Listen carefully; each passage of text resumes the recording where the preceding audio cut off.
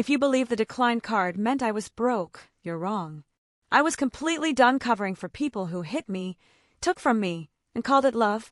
Stay until the end, because this time, the bill they receive won't be from me, it'll be from the IRS.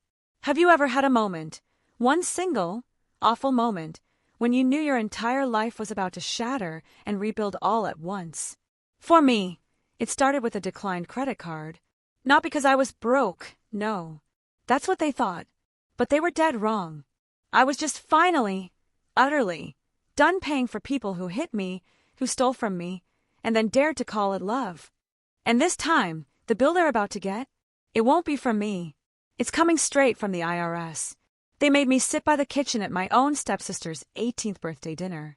I just paid for the entire feast. And the moment that card declined, he backhanded me like I was nothing. In front of strangers. In front of her. But what they didn't know, what they couldn't possibly grasp, was this.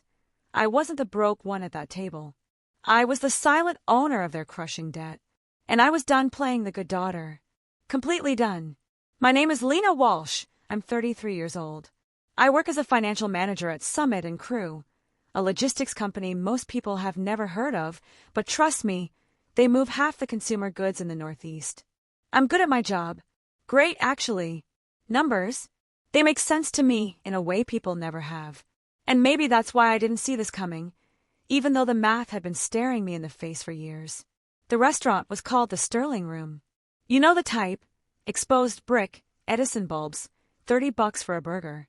It was Tessa's 18th birthday, and my mother, of course, insisted on something special for our baby girl. And of course, when the check came, it would land right in front of me. It always did.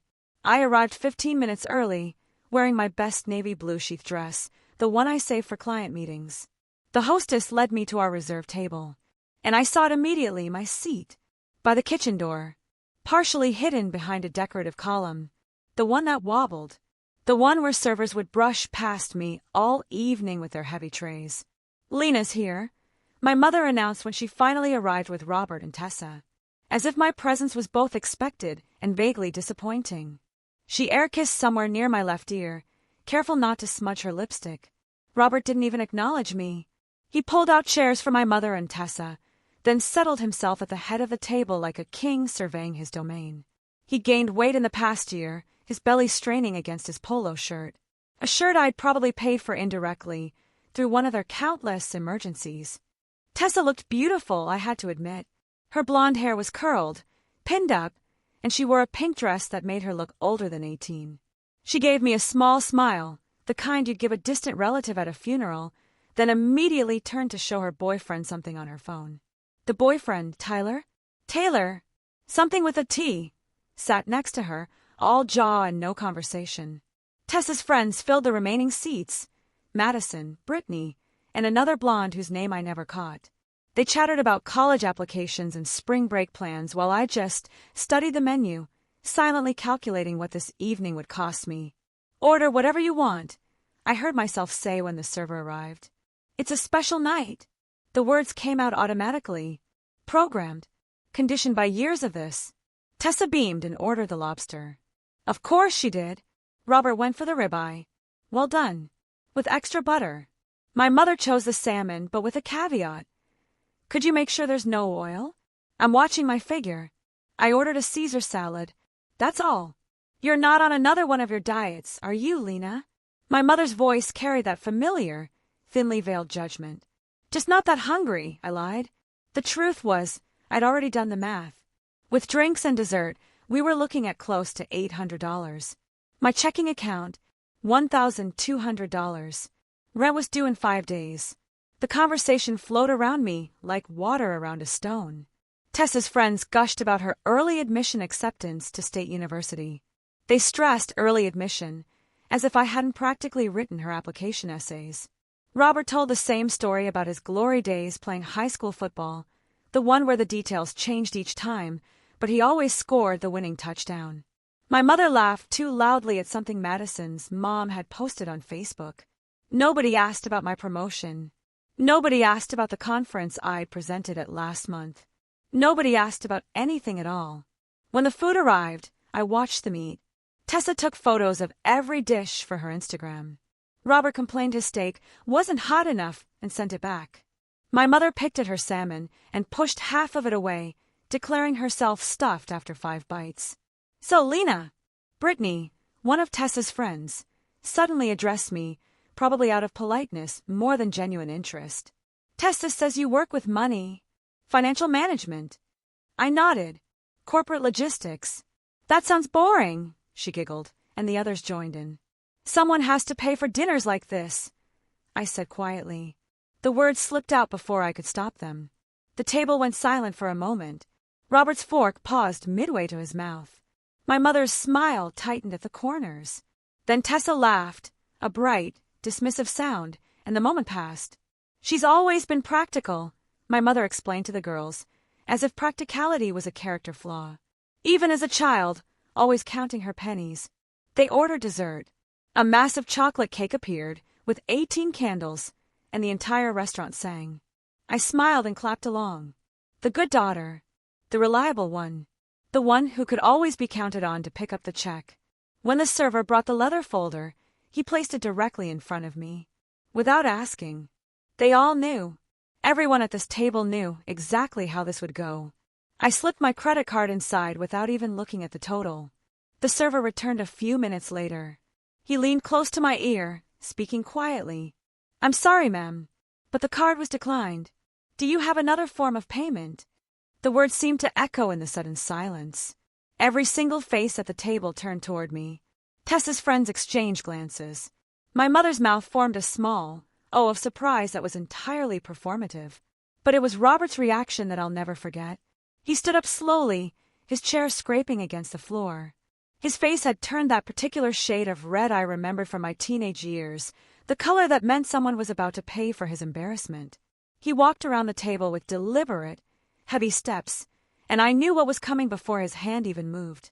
The slap wasn't as hard as it could have been. Robert was always careful about leaving marks that might raise questions. But in that quiet restaurant, it sounded like a gunshot.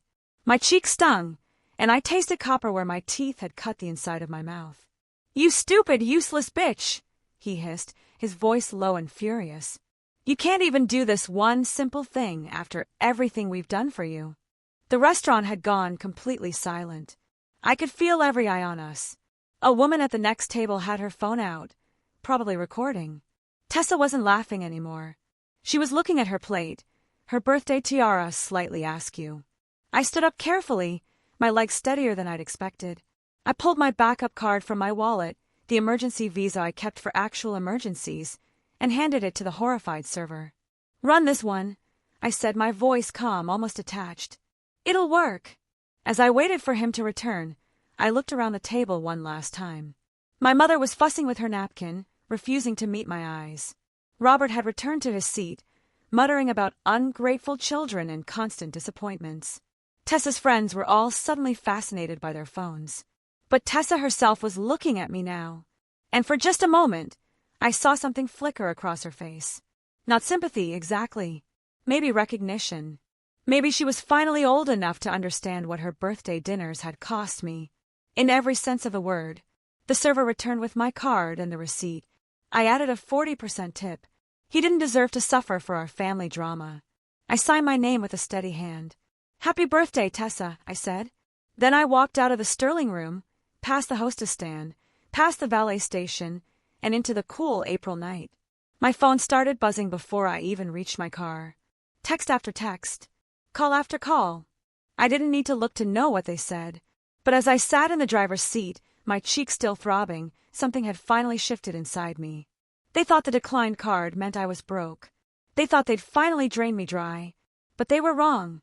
That card had been declined because Robert had opened a supplementary account in my name 3 days ago, maxing it out before I'd even known it existed. I knew because I'd seen the notification that afternoon. And I'd chosen not to transfer money to cover it. I'd wanted to see what would happen. Now I knew. And now, finally, I was done. I sat in my car for 20 minutes that night, engine off, just breathing. My phone lit up the darkness like a desperate lighthouse. 37 missed calls. 53 texts. I finally turned it face down and drove home in silence. To understand why I stayed so long. Why I kept paying. You have to understand how it started. I was 11 when my mother met Robert at a conference for medical supply sales. She was a receptionist. He was a regional manager who wore too much cologne and laughed too loud at his own jokes. My father had left 3 years earlier. Just walked out one Tuesday morning and never came back. No explanation. No forwarding address. No child support. My mother never recovered from the abandonment. She wore her desperation like perfume, and Robert could smell it from across a crowded room. They married quickly, in a courthouse ceremony where I was the only witness. I wore my Easter dress from 2 years before, the hem hitting awkwardly at mid-calf. Robert didn't have any family there. They're all back in Ohio, he said, though I later learned he'd grown up in New Jersey. At first, he tried to win me over. Ice cream trips, movie tickets, the occasional, "How was school, kiddo?" But when I didn't immediately warm to him, when I didn't call him Dad, or laugh at his jokes or pretend he belonged in our small apartment, his interest curdled into something else. "She's a bit cold, isn't she?" I heard him tell my mother one night. "Not very affectionate." "She's shy," my mother defended weakly. "She'll warm up." But I didn't warm up, and by the time I turned 14, Robert had stopped trying. I became furniture in my own home, something to work around, occasionally useful, mostly ignored. When Tessa was born, I thought things might improve. A baby could soften anyone, right? Wrong. Tessa's arrival only crystallized my position in the family hierarchy. She was the real daughter, the wanted one, the fresh start. I was the reminder of my mother's failed first marriage, the sullen teenager who didn't fit the perfect family portrait Robert wanted to project. "Lena, watch the baby while we go to dinner." "Lena, Tessa needs a diaper change." "Lena, why is she crying?" "You must have done something." I became an unpaid nanny, expected to be grateful for the privilege. When I started working at 15, bagging groceries at the local supermarket, Robert decided my paychecks were family contributions. "Room and board aren't free," he'd say, holding out his hand every Friday. "About time you learned that." My mother said nothing. She perfected the art of selective blindness by then, floating through life on a cloud of white wine and willful ignorance. As long as Robert stayed, as long as she wasn't alone again, she could pretend everything was fine. I saved what I could, hiding cash in a tampon box under my sink. $20 here, $30 there. It took 2 years to accumulate enough for college application fees. When my acceptance letter came from State University, with a partial scholarship for academic merit, Robert's first words were, "How are you planning to pay for the rest?" "Student loans. In this economy, you'll be paying those off until you're 50. Better to skip the whole thing. I can get you full-time at my buddy's warehouse." But I went anyway, surviving on ramen and determination. I majored in finance because I never wanted to be financially vulnerable again. I wanted to understand money, how to make it, keep it, grow it, how to never end up like my mother, dependent on a man who treated kindness like currency. During college, the requests started as emergencies. My mother would call, voice trembling. "The car broke down and Robert's between jobs. Just this once. We'll pay you back." Then, "Tessa needs braces. Insurance won't cover all of it. You understand, don't you?" And then, the landlord's threatening eviction. "Robert's commission check is late. Just until Friday." I promise. The promises were as empty as my bank account became. But I kept sending money because the alternative, letting my baby sister suffer for our parents' failures, felt worse than my own hunger pangs. After graduation, I got the job at Summit and Crew. Entry level, but with a clear path upward. I moved into a studio apartment 40 minutes from my childhood home. Far enough to feel like escape. Close enough that my mother could still reach me with her guilt. The pattern solidified. I'd build up savings, then drain them for a family crisis. Robert's job losses became suspiciously regular, always right when rent was due. My mother developed mystery illnesses that required expensive treatments insurance wouldn't cover. And Tessa, sweet, spoiled Tessa, always needed something. For school, for dance, for the endless activities that would look good on college applications. "You don't have kids," my mother would remind me during our weekly calls. "You don't understand the expenses. And you're doing so well now. It's what family does." What family does, as if family was a one-way street where I gave and they took. Where my success was communal property, but my struggles were mine alone. I started keeping a spreadsheet, not out of resentment, at first, just habit. I tracked everything in spreadsheets. But as the numbers grew, as $50 became $500, became $5,000, became more than I wanted to acknowledge, the document became something else. Evidence. Proof. Proof that I wasn't imagining the imbalance. $2,400 for Robert's emergency dental work that turned out to be cosmetic veneers. $3,800 for Tessa's dance competition trips. $15,000 over 3 years for their rent when Robert was between opportunities. $4,500 for my mother's therapy that I later learned was spa retreats. The spreadsheet grew like a tumor. Each line item a small betrayal. But I kept paying. Because that's what good daughters did. Because Tessa was innocent in all of this. Because my mother would cry and say I was all she had. Because I didn't know how to stop. The thing about financial abuse is that it's so mundane. There's no dramatic music. No obvious villain twirling a mustache. Just a steady drain. Like a leak in your roof that you keep meaning to fix until one day you look up and realize the whole ceiling is about to collapse. By my 30th birthday, I was making good money. I'd been promoted twice. Had my own office with a window. Drove a reliable car. From the outside, I'd made it. Inside, I was hollow. Every raise meant more money for them to request. Every bonus became a family emergency waiting to happen. I dated occasionally, but how do you explain to someone that you can't go on vacation because your mother needs new kitchen cabinets? How do you admit that you're a successful professional who can't say no to people who barely acknowledge your existence until they need something? You'll understand when you have your own family, my mother said when I tried to set boundaries. Blood is blood. But Tessa wasn't my blood. Not fully. And Robert certainly wasn't. Yet somehow, I'd become responsible for all of them. The family ATM that never ran empty.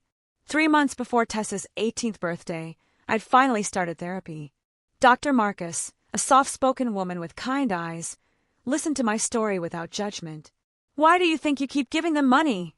she asked during our 4th session. "Because they need it," I said automatically. "Do they, or do they just want it?" The question haunted me. Need versus want. Survival versus comfort. Love versus manipulation. What would happen if you said no? Dr. Marcus pressed gently. I couldn't answer. Because I'd never tried. The fear of their reaction, of being cast out completely, of proving Robert right that I was cold and unloving, it kept me compliant. But that night at the Sterling Room, with my cheeks stinging and the taste of blood in my mouth, I finally had my answer. Saying yes hadn't earned me love, or respect, or even basic kindness. It had only earned me a seat by the kitchen door, and a slap when the well ran dry. They thought I was broke. Let them think it. The truth, that I had $47,000 in savings and excellent credit, would come out soon enough, but not in the way they expected. As I drove home that April night, I wasn't planning revenge yet. I was just done. Done pretending. Done paying. Done being the family safety net that everyone took for granted. But the universe has a funny way of showing you exactly who people are when you stop being useful to them. And my family was about to show me exactly who they'd always been. The call started at 6 a.m. the next morning. My mother had apparently spent the night crafting the perfect guilt campaign, and she launched it with military precision. "Lena, honey, I'm so sorry about last night. Robert was just stressed about work. You know how he gets. But we need to talk about the bills. The mortgage is due Monday. And with your little stunt at dinner." I hung up. She called back immediately. I let it go to voicemail. "I'm really disappointed in you after everything we've done. Raising you. Giving you a home. Tessa was in tears all night. On her birthday. How could you be so selfish?" Delete. By noon, the messages had evolved from guilt to anger to outright manipulation. Robert left 3 voicemails threatening legal action for theft of services. Apparently, not paying for dinner constituted a crime in his mind. Tessa sent a series of texts alternating between wounded innocence, "I thought you loved me," and teenage nastiness. "Tyler says you're probably just jealous because you're single and bitter." I turned off my phone and went to work. "You look terrible," my colleague Marcus observed when I walked into the Monday morning meeting. "Everything okay?" "Family stuff," I said, and he nodded knowingly. Everyone had family stuff.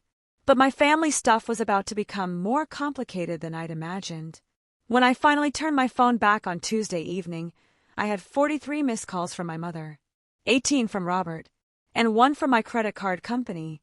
The credit card message was the one that mattered. This is regarding unusual activity on your account, ending in 4458.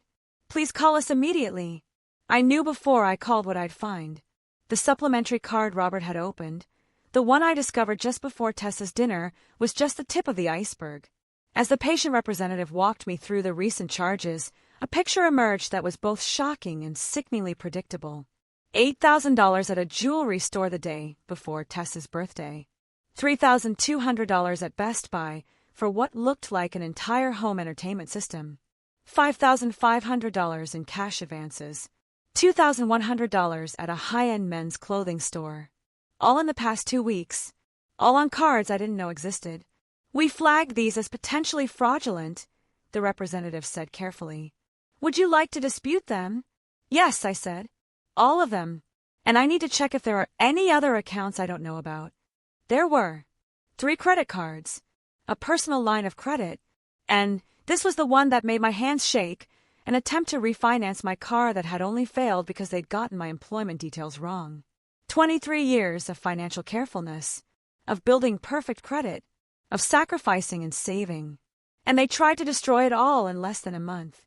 I spent the rest of the week on the phone with banks, credit bureaus, and finally a lawyer named Patricia Hernandez, who specialized in financial fraud.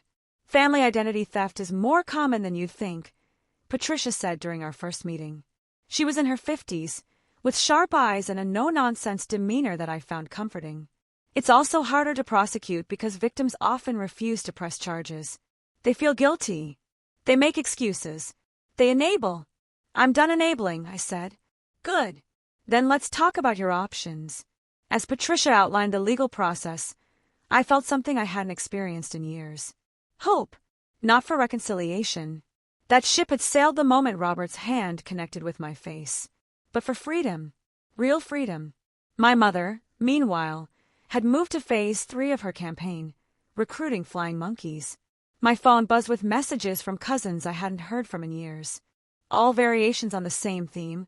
Your mom is worried sick. Family is everything. Don't you think you're overreacting? My favorite came from Aunt Helen, my mother's sister, who lived in Florida and had borrowed $3,000 from me 5 years ago for a medical emergency that turned out to be a facelift. Your mother says you're having some kind of breakdown. Maybe you should see someone. I was seeing someone, Patricia Hernandez, and she was worth every penny of her $400 hourly rate. The evidence gathering was meticulous. Bank statements going back years. Email chains where my mother casually mentioned my social security number for insurance purposes. Text messages where Robert asked for my banking passwords to help with your taxes. Every red flag I'd ignored.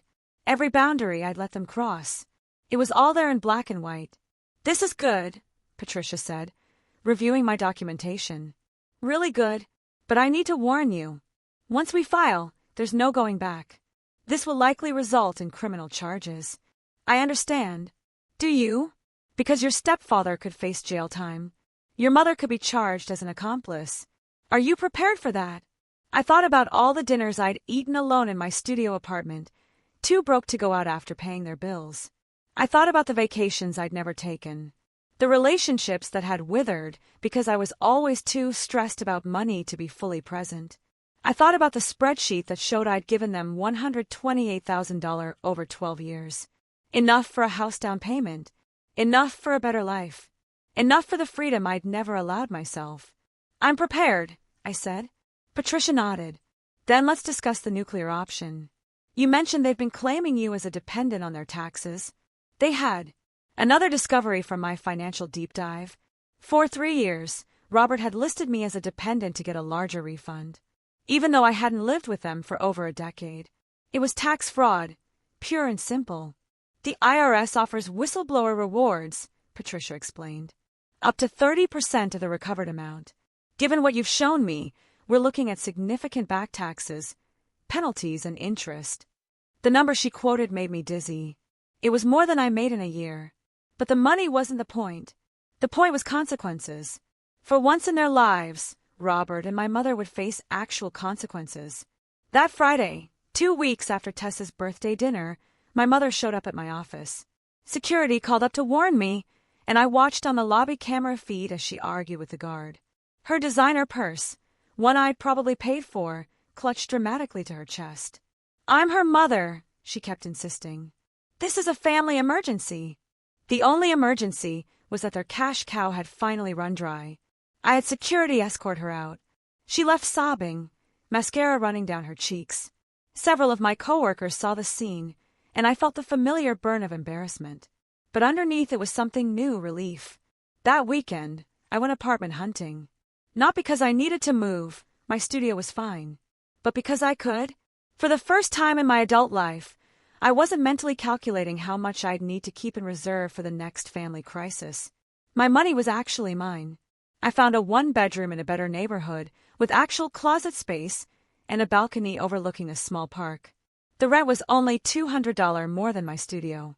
But in the past, that would have been $200 I couldn't spare. "I'll take it," I told the landlord. While packing, I found the tampon box where I'd hidden cash as a teenager. Inside was $340 in crumpled bills. My escape fund that had never been enough to actually escape.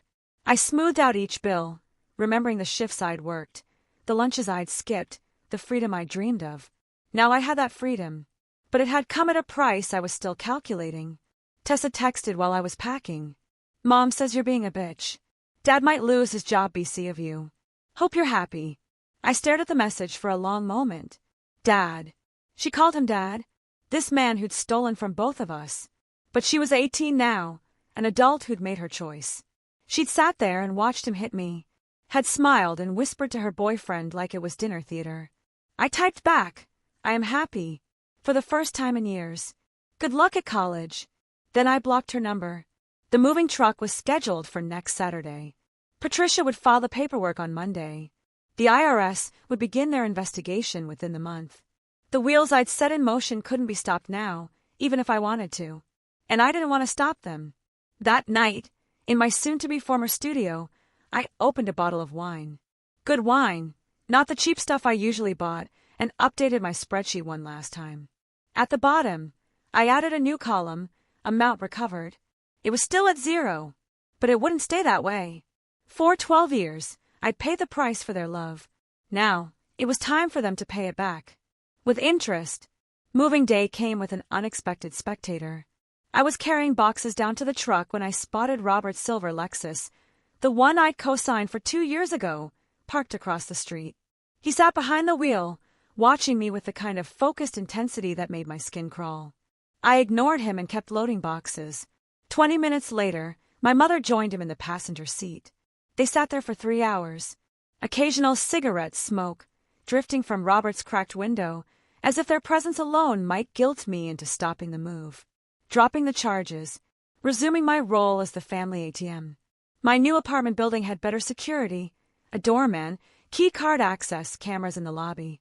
It cost more, but Patricia had advised me to upgrade my safety measures. People get unpredictable when money's involved, she'd warned. Especially family. The legal papers were served the following Monday. Patricia had suggested having them delivered to Robert's workplace for maximum impact, and to ensure he couldn't claim he never received them. I wasn't there to see his face, but I heard about it later from a former coworker who still talked to someone at Robert's company. "He went ballistic," she told me over coffee, screaming about ungrateful children and conspiracies.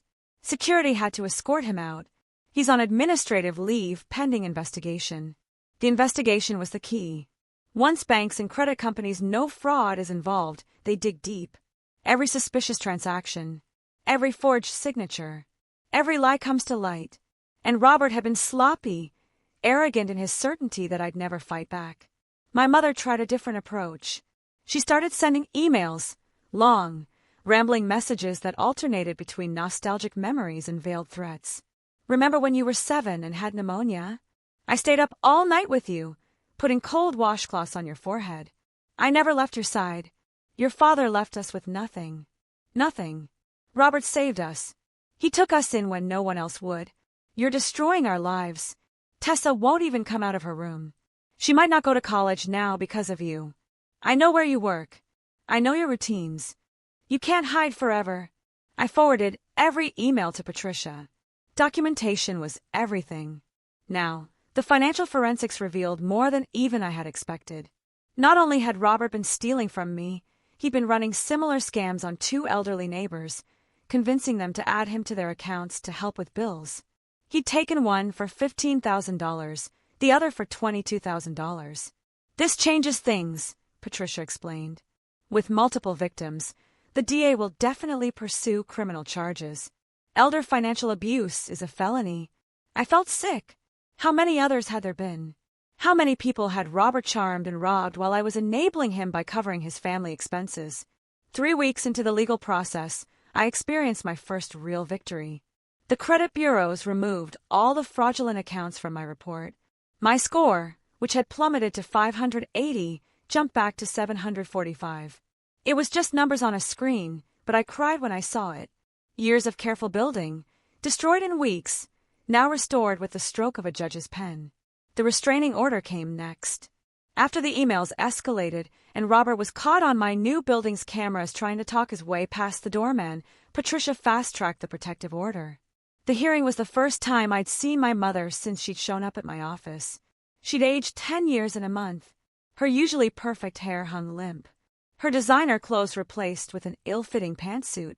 She wouldn't look at me, keeping her eyes fixed on her lawyer, a public defender, since they couldn't afford Patricia's equivalent. Robert wasn't there. He'd been arrested the night before on the elder fraud charges and was sitting in county jail, unable to make bail. Without my income, or the money he'd stolen, they were broke. Your Honor, my mother's lawyer began. My client is this young woman's mother. Surely a restraining order between parent and child is excessive. Your client, the judge interrupted, reviewing the file, is named as an accomplice in multiple counts of identity theft and fraud. The emails submitted show a clear pattern of harassment and escalating threats. The order is granted. 500 feet. They couldn't come within 500 feet of me, my home, or my workplace. It was a circle of safety, legally enforced. As we left the courthouse, my mother finally looked at me. For a second, her mask slipped, and I saw pure hatred in her eyes. Not disappointment, not hurt, hatred, as if I was the one who'd stolen, who'd lied, who'd drained her dry. I hope you're happy, she hissed. I'm getting there, I replied. The IRS moved slower than the criminal courts, but Patricia assured me they were thorough. The audit notice arrived at my mother's house, my former home, in late May. 3 years of fraudulent returns claiming me as a dependent, plus Robert's unreported income from his various scams, plus penalties and interest. The total they owed was staggering. Tessa graduated high school the first week of June. I knew because her Instagram was still public, filled with photos of her in cap and gown. My mother stood beside her in one photo, smile strained, looking gaunt, in a dress I recognized from 5 years ago. Robert was notably absent, still in jail awaiting trial. I felt a pang looking at those photos. Tessa looked young, scared beneath her smile. College was probably off the table now. At least the expensive state school she'd planned on. Community college and student loans would be her reality. The same reality I'd faced at her age, but for different reasons. Part of me wanted to reach out, to offer what? Money. I almost laughed at the thought. The cycle, trying to perpetuate itself already. No. Tessa had made her choice that night at the restaurant. She'd have to live with the consequences, just like I had. My therapy sessions with Dr. Marcus became a lifeline during this period. You're grieving, she observed during one session. Not for who they were, but for who you wanted them to be. She was right. I mourned the mother who'd never existed, the one who would have protected me instead of serving me up to keep her husband happy. I mourned the sister who might have been, if she hadn't been taught from birth that I was the hired help. I even mourned the life I might have had, the savings, the travel, the peace of mind, if I hadn't spent 12 years lighting myself on fire to keep them warm. Work became my refuge. I threw myself into projects, stayed late, volunteered for presentations. My boss, Sarah, noticed the change.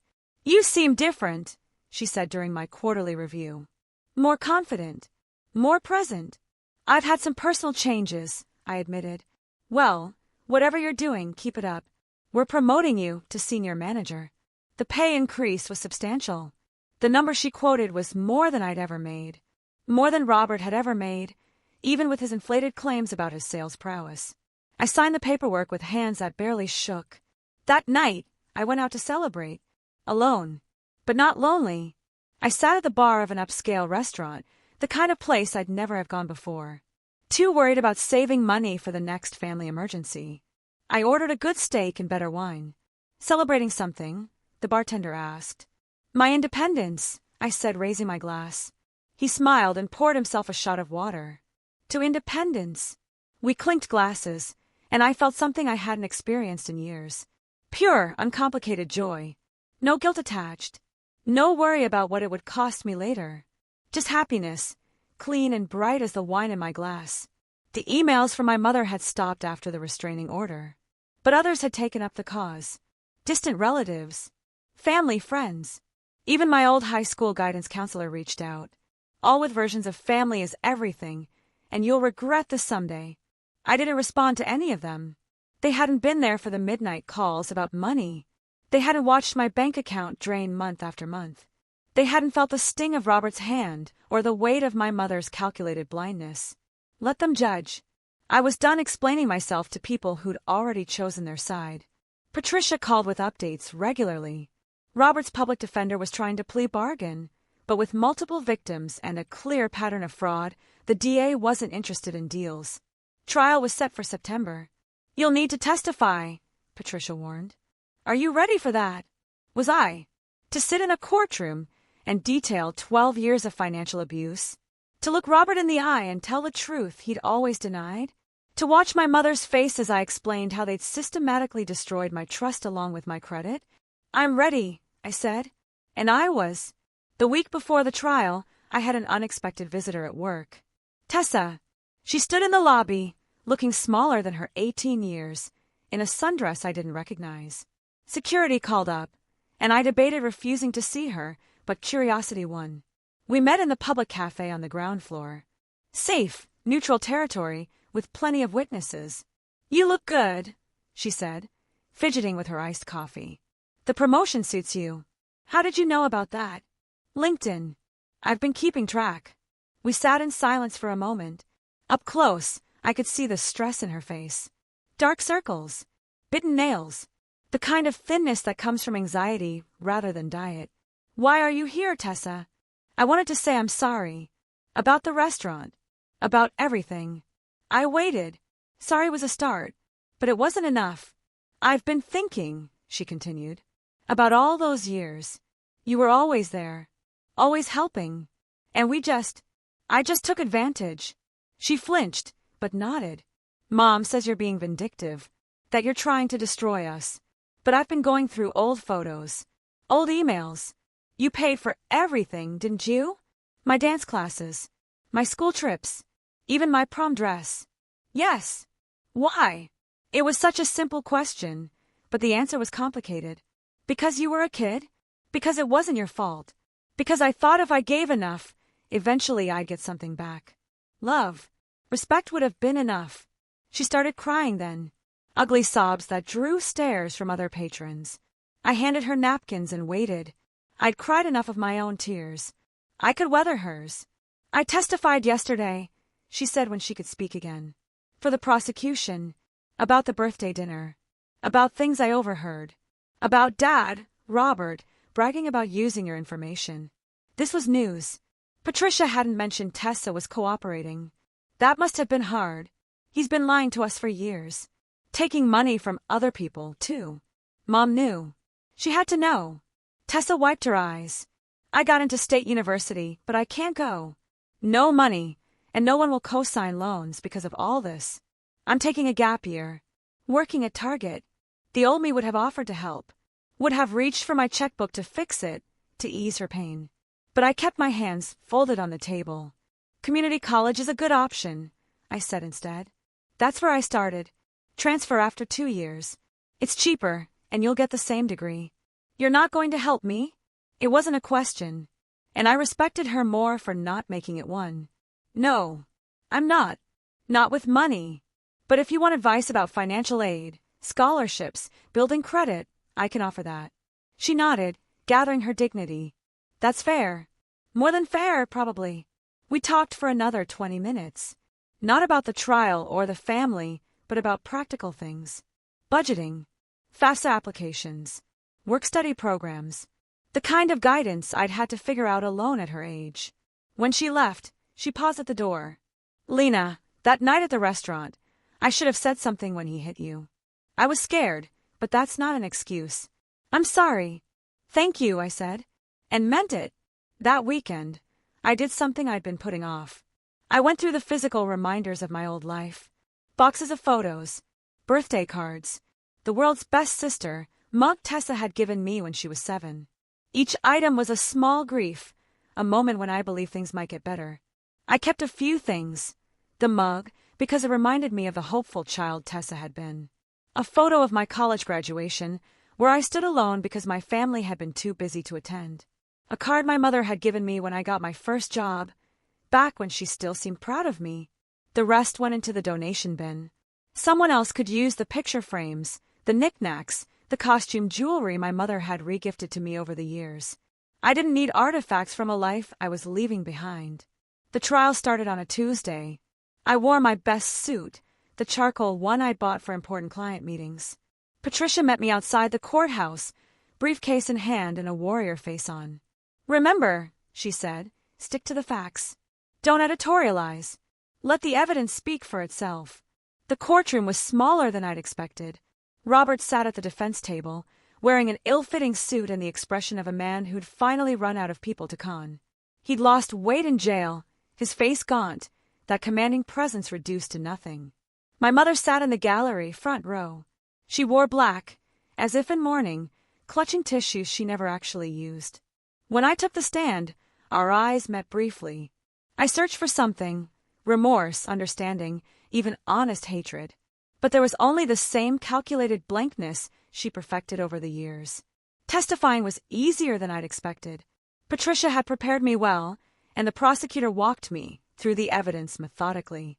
Bank statements appeared on screens. Emails were read into the record. That comprehensive spreadsheet displayed for the jury to see. Can you tell us the total amount you gave to the defendants over 12 years? $128,743. I said clearly, not including interest on credit cards they opened in my name, or opportunities one missed because I couldn't afford them. The defense attorney tried to paint me as a bitter woman seeking revenge. He highlighted my good salary, my promotion, suggested I could afford to help family in need. Isn't it true you voluntarily gave these funds? No one forced you. Financial coercion is still force, I replied. When you're told your sister won't eat unless you pay. When you're blamed for every hardship. When helping is the only way to maintain any relationship with your family. Yes, that's force. He pushed harder, but the evidence was overwhelming. The credit cards opened without permission. The tax fraud. The elderly neighbors Robert had robbed. It painted a picture of systematic, deliberate crime. I was on the stand for 3 hours. When I finally stepped down, I felt empty but clean. Like I'd lanced an infection that had been poisoning me for years. The jury deliberated for only 4 hours. Guilty on all counts. Robert's face when they read the verdict was something I'll never forget. The moment a man who'd always talked his way out of consequences realized the bill had finally come due. Sentencing would come later, but the prosecutor estimated 3 to 5 years, plus restitution. My mother wasn't charged as an accomplice. Insufficient evidence of direct participation, but she lost everything anyway. The house, the car, the lifestyle built on my exhaustion and others' trust. Outside the courthouse, Patricia shook my hand. You did good. How do you feel? Free, I said. She smiled. That's the point. The money you'll get from restitution and the IRS whistleblower claim, that's just bonus. The real win is getting your life back. That night, I sat in my apartment, my safe, quiet apartment, and opened a bottle of champagne. I bought it the day I filed charges, saving it for this moment. The cork popped with a satisfying sound, and I poured a glass, toasting to no one but myself. My phone sat silent on the counter. No guilt trip calls. No emergency texts. No demands disguised as requests. Just peaceful, blessed silence. I thought about Tessa starting her job at Target next week. About my mother probably staying with one of those relatives who'd said family was everything. About Robert sitting in a cell, no one left to manipulate. They'd all made their choices. Now they were living with them. And for the first time in my adult life, so was I, September arrived with the kind of perfect autumn weather that made everything feel possible. I'd been living in silence for 3 weeks. No family drama, no crisis calls, no emotional manipulation disguised as love. Just the normal rhythm of work, sleep, and slowly learning who I was without the weight of other people's expectations. Then Patricia called with news that would change everything. "The IRS investigation is complete," she said. "Are you sitting down?" I was at my desk, reviewing quarterly reports. Should I be? The whistleblower claim was approved. With back taxes, penalties, and interest from 3 years of fraudulent returns, plus unreported income from Robert's various schemes, the total recovery is $247,000. Your portion is 30%. I did the math automatically. $74,100. Not a fortune, but more than I'd ever had at once. More than I'd given them in some years. There's more, Patricia continued. The criminal restitution hearing is next week. The judge will order Robert to repay what he stole, including the elderly neighbors. You're first in line as a creditor. How much from the fraudulent credit cards and identity theft? $31,000. Whether you'll ever see it is another question, but it'll follow him for life. No bankruptcy, discharge for criminal restitution. After I hung up, I sat staring at my computer screen. The numbers meant less than I'd expected. What mattered was what they represented. Validation. Proof that I wasn't crazy, wasn't selfish, wasn't the ungrateful daughter they'd painted me as. The system had looked at the evidence and sided with me. That weekend, I did something I'd been afraid to do for months. I checked Tessa's social media. Her Instagram had gone private, but her LinkedIn was public. She'd started at Target, but her profile also mentioned weekend classes at community college, business administration major. I felt a flicker of pride. She was figuring it out. The hard way. Like I had. My mother's Facebook was still public, probably because she didn't know how to change the settings. The carefully curated life was gone. No more restaurant check-ins or shopping hauls. The most recent post was a shared article about forgiveness, with her comment, "Some people can hold grudges forever. I choose love and light." The comments below were a masterclass in enabling. "Stay strong, Linda. Family troubles are so hard. Prayers. Your daughter will regret this one day." I almost laughed. Love and light, but only when it didn't cost her anything. The restitution hearing was brief. Robert appeared in an orange jumpsuit, shackled at the wrists and ankles. The federal charges meant he'd been transferred to a higher security facility. He kept his eyes down as the judge read the order. $31,000 to me. $37,000 total to the elderly neighbors. Payment plans to begin upon release. My mother wasn't there. Small mercies. October brought unexpected changes. Sarah, my boss, pulled me into her office for a conversation I didn't see coming. "We're opening a new branch in Chicago," she said. "I want you to run it. Full relocation package, significant salary increase, and a chance to build your own team. Chicago, 800 miles from here. From them. From every restaurant and street corner that held memories I wanted to forget. When do you need an answer? Take a week. This is a big decision." But it wasn't really. I accepted the next day. The move happened fast. The company hired professional packers, arranged temporary housing, even flew me out for a long weekend to look at apartments. I chose a high-rise with floor-to-ceiling windows and a view of Lake Michigan. It cost 3 times my old studio, but I could afford it now. Not just financially, but emotionally. I deserved nice things. I deserved a view. My last week in town, I had one final visitor. Dr. Marcus had agreed to see me for an extra session before I transferred to a colleague in Chicago. "How are you feeling about the move?" she asked. Relieved. Excited. A little guilty. Guilty for being happy. For not feeling worse about how things ended. Shouldn't I be grieving more? Dr. Marcus smiled. "You've been grieving for years. For the family you should have had. The support you deserved. The life you might have lived. The fact that you can feel joy now. That's not something to feel guilty about. That's healing. She was right. I'd done my grieving in real time, spread over 12 years of disappointment. This wasn't the sharp pain of fresh loss. It was the dull ache of accepting what had always been true. They'd never loved me the way I'd loved them. And that was okay. It had to be. My going-away party at work was small but warm. Colleagues I'd kept at arm's length for years suddenly felt like the family I'd chosen. They gave me a Cubs jersey and a deep-dish pizza cookbook, joking that I'd need to learn the local customs. Marcus from accounting pulled me aside. "I'm glad you're getting out," he said quietly. Fresh starts are underrated. Speaking from experience, left my entire family in Texas 10 years ago. Best decision I ever made. Blood doesn't make family. Choice does. The night before my flight, I did a final check of my old apartment.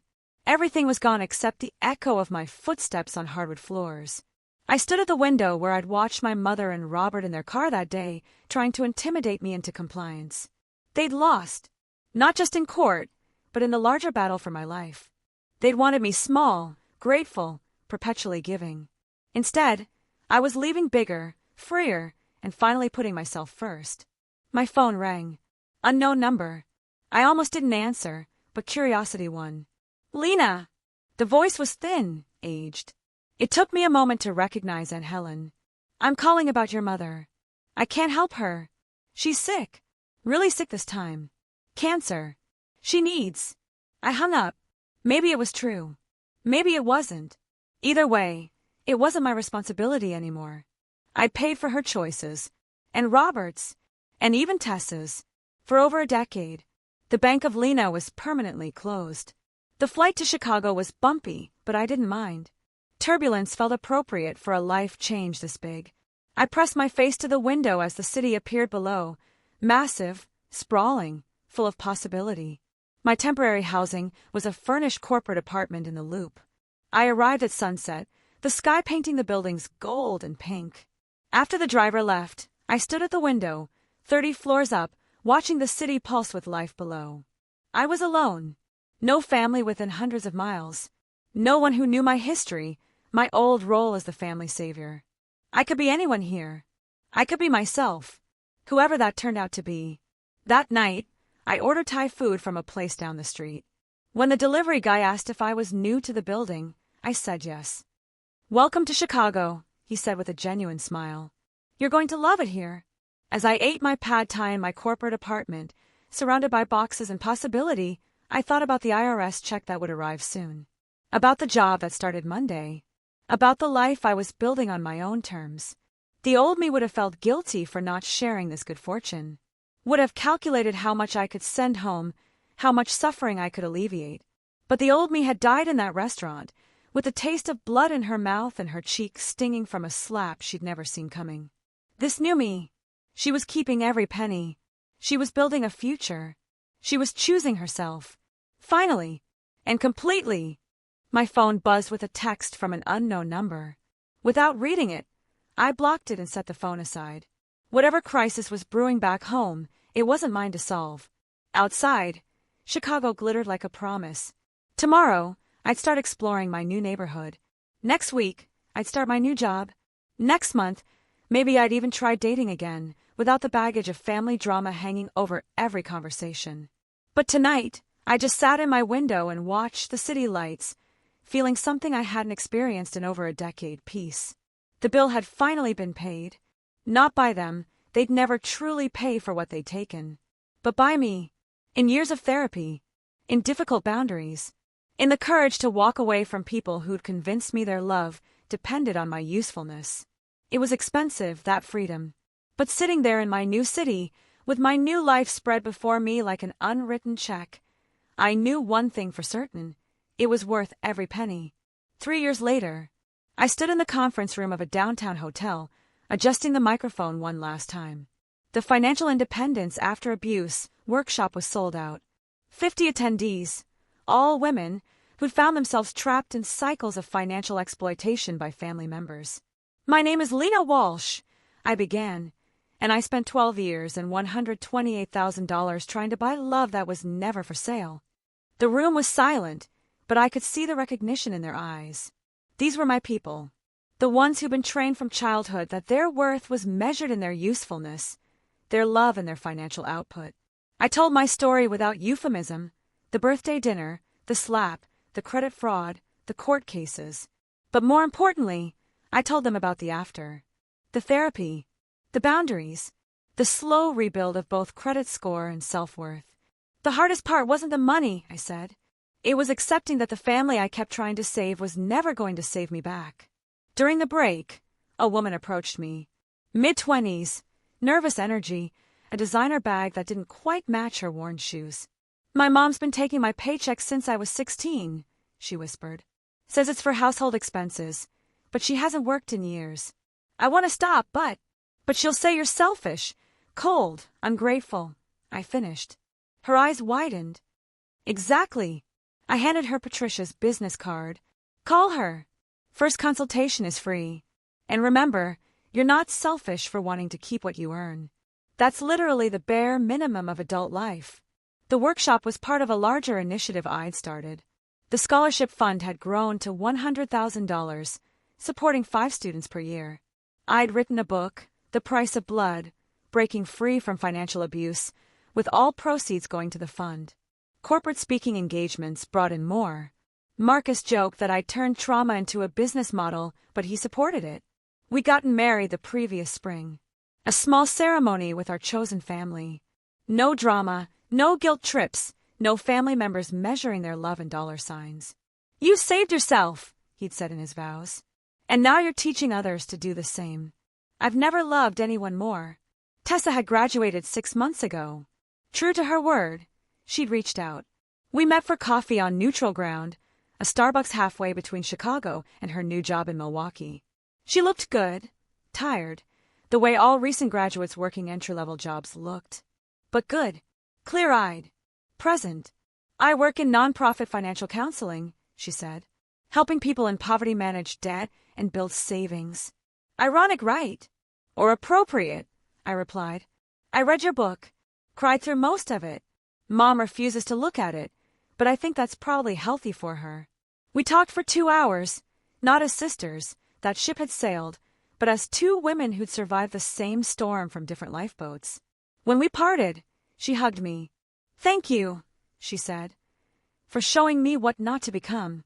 I didn't promise to stay in touch, neither did she, but we exchanged LinkedIn connections. And sometimes I saw her posts about financial literacy and escaping poverty cycles. She was doing good work, making amends in her own way. Robert was still in prison. The last I'd heard, he'd been transferred to a facility in Texas. The restitution payments continued, $200 a month, as regular as clockwork. I donated them directly to the scholarship fund. Blood money transformed into opportunity. My mother had stabilized in Florida, living on disability and Medicaid in a small apartment Aunt Helen had helped her find. We hadn't spoken since the hospital, but Aunt Helen sent occasional updates I hadn't asked for. Linda was in therapy. Linda had joined a church. Linda was volunteering at a food bank. Good for Linda. It had only taken losing everything to find something real. The workshop ended at 4 o'clock. Attendees clustered in small groups, exchanging numbers and stories. I'd learned to build community into these events. Isolation was how financial abuse thrived. As I packed up, my phone buzzed with an email from my publisher. The book had hit the New York Times bestseller list for self-help. They wanted to discuss a second edition, maybe a workbook companion. 5 years ago, I couldn't afford dinner at a restaurant. Now, I was teaching others how to reclaim their financial lives. The irony wasn't lost on me. That evening, Marcus and I attended a gala for the Chicago Financial Literacy Foundation. I wore a dress that cost more than my old monthly rent, and didn't feel guilty about it. At our table sat Maria Santos, my first scholarship recipient, now a CPA, working with domestic violence survivors. "None of this would exist without you," she said during her speech, gesturing to the room full of donors and advocates. Lena Walsh taught me that walking away isn't giving up. It's growing up. But I knew better. It would have existed without me, in some form, because there were too many of us. The family ATMs, the emotional punching bags with good credit, the daughters and sons who confused exploitation with love. Someone would have built this. I just happened to be the one with the spreadsheets and the anger and the good lawyer. Later, as we walked home along Lake Michigan, Marcus asked, "Any regrets?" I thought about it. About birthdays spent alone and Christmases I'd missed. And a mother who'd chosen a con man over her daughter. About a sister who might have been in a different life. About $128,000 that could have been house payments or vacations or simple security. No, I said finally. Regret would mean wishing it went differently. But it had to go exactly this way for me to become who I am. And I like who I am. He squeezed my hand. So do I. At home, I checked my email one last time. Mixed in with the congratulations and workshop feedback was a message from an unknown address. The subject line read, "From someone who should have protected you." I almost deleted it. Then curiosity won. Asterisk, I know I have no right to contact you. Helen says you're doing amazing things. She sent me an article about your book. I won't ask for forgiveness because I don't deserve it. I won't make excuses because there aren't any. I chose him over you, over and over, until there was nothing left to choose. I just wanted to say I see it now. All of it. The price you paid for my cowardice. The strength it took to stop paying. The grace in how you've turned that pain into purpose. I'm proud of you. Not that my pride matters anymore. But you should know that somewhere in Florida, your mother finally understands what she lost and what you gained by letting go. Be happy. You paid enough for all of us. Linda. Asterisk, I read it twice, then forwarded it to my therapist with a note for discussion next session. Then I closed my laptop and went to find my husband. We had dinner reservations at 8. A new place that didn't take cards. Cash only. The kind of restaurant that would have terrified me once. Now it was just dinner. Just life. Just another choice I could afford to make. The bill, when it came, would be split fairly. Paid in full. No hidden costs. No emotional interest. No family discount. That wasn't a discount at all. Just a clean transaction between equals, the way it always should have been. And for that, for the ability to finally, freely choose, I was grateful beyond any accounting. Speaking directly to the audience, warm and inviting, this journey was long, and it was hard, but it led me to a freedom I never thought possible. Maybe you faced your own battles, your own moments where you had to choose between what was expected and what was right for you. Have you ever had to draw a line in the sand, even with people you love? Or maybe you're going through something similar right now. Tell me, what's a moment when you finally chose yourself? I'd really love to hear your stories in the comments below.